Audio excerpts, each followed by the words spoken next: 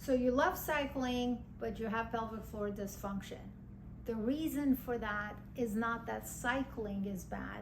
The reason for it is there are certain factors that you need to keep in mind. For example, when you're cycling, you have this direct pressure over an area that is very sensitive. That area, when the saddle size or fit is wrong, as an example, or the way you're sitting on the bike is off, can create tension, and that tension over time can create issues. Let me explain to you some of the anatomy here. At the very bottom, so you're sitting on a saddle, your legs are on two sides. At the very bottom, the perineum, the genitalia, the back portion of the genitalia, and the anus are targeted areas. If you're not breathing biologically, if you have subscribed to the channel, you know exactly what that is.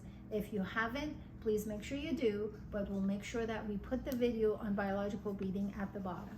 When you're not at the end, not bottom, at the end of this video, when you're not breathing biologically, you're depriving yourself of the pressure, proper pressure from breathing that is being exerted on these muscles at the base, at the inside of your pelvis. Those muscles, when you breathe in, will relax these muscles, and when you breathe out is as a result of contraction of these muscles. So when you're sitting on the saddle and either you're forgetting to breathe like you should, you're holding your breath, or you're just doing chest breathing, you're taking away the advantage of breathing biologically that will condition the inside of your pelvis. You're sitting on the saddle and the area is being exposed to a tight and uncomfortable surface. You can irritate some of the nerves. The specific one that you might have heard about is pudendal nerve, which comes from your back. It goes through the inside of you, over and through these tight crevices and mountainous area, and it comes to the surface, going to your external genital perineum, which is the space between the genital and anus, and the anal area. So pelvic floor dysfunction when you're a cyclist can involve different symptoms. You may have constipation from that too, which you don't relate to pelvic floor dysfunction. But you can have issues with burning, itching, sharp pain sensation to the point where just your clothing touching that area is sensitive. You can have testicular pain. You can have issues with the tip of the penis sensitivity. You can have performance issues like pain with ejaculation or whatever, arousal. You can have issues with the vulva, external genitals in general. You can have tightness and burning sensation around the anus, or feel pressure in the perineum, feel like you're sitting on a golf ball. It's just tense, it's sharp, it's achy.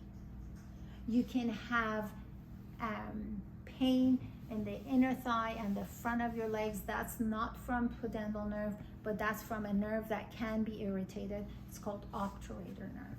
So bottom line here is you're irritating structures that are now speaking up. So from that imbalance that you've created in that due to your cycling or bicycle parts, you're now off the bike and you're walking around and doing your normal life, but the dysfunctional patterns of movement exist because there are parts of your body that are to not be engaged, that are overly being engaged. That over engagement creates a modification and compensation for the rest of your body. So next thing you know, your hips are involved too. You have SI joint pain. You can have lower back pain. You have other symptoms of other chapters of the book called Pelvic Floor Dysfunction. So I want to bring that to your attention because a lot of times people want to concentrate on this. What kind of exercise can I do for my inner thigh because I'm having this? Or it's not a one exercise. You start with biological breathing in a laying down position, and then you work your way through developmental exercises. Developmental exercises are those movement patterns and movement stages of movement, I should say, that you go from when you're an infant, barely being able to hold your head up, to stabilizing your body, stabilizing your pelvis, to the point where you're walking now. So that's done across the board for every single walking human being. So that's the manual movement that you need to be masters of. You need to hold that knowledge so that when you're having these sessions to solve your problem, you need to understand you're the apprentice looking at an issue as a project. You need to learn how to be. I'm sorry to make it hard on you, but that's the reality. Otherwise, you're gonna have different presentations across the board throughout your life. There are two exercises that I actually quite a bit like. One is what's called single leg test, and that's when you're standing up. I just want to bring that to your attention. You're standing up with your legs. Let me go over here. Is this better? So you're standing up with your feet apart, not hip width, but like half of, like if here's the groin, you go midline, the midline with your kneecap and your ankles all are on the same line. You want to be able to move as one unit, move as one unit. So you move like as if you have a 4x4 on this side, you're holding it and you bring your leg up and you maintain that balance. If your ankle is wobbly, don't suffer through it. Put it down, shift to the other side. Again, act as if you have a 4x4 on this side. So that means you can't go that way and you can't go this way. You just need to be rock solid, 4x4 on this side, and maintain that balance. What is that exercise? The other exercise that I find very helpful for people with hip SI issues who are cyclists is the single leg lounge. So you're gonna be like this. So knee is over the ankle, you are hip over the knee, and you want to make sure that your hip doesn't hike up. So you need to rotate and bring it down to here. Don't let the leg go out. Just bring it down to here. If your quads start killing you, don't suffer through it. Just hold it for a little bit and until you build lengthening there. So you don't want to be leaning to the side. You want to be upright in the trunk and drop this down.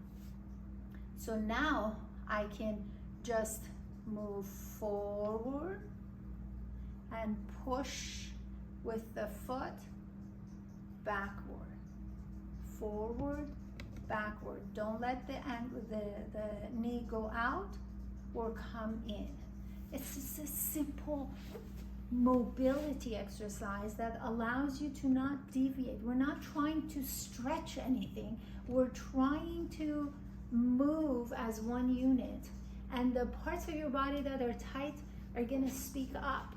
And they're going to be your limitation. So you go forward as long as that tight muscle can handle it. You don't modify the position of the rest of your body to try to get more stretch out of it. That's not how it works. That is not what functionality is.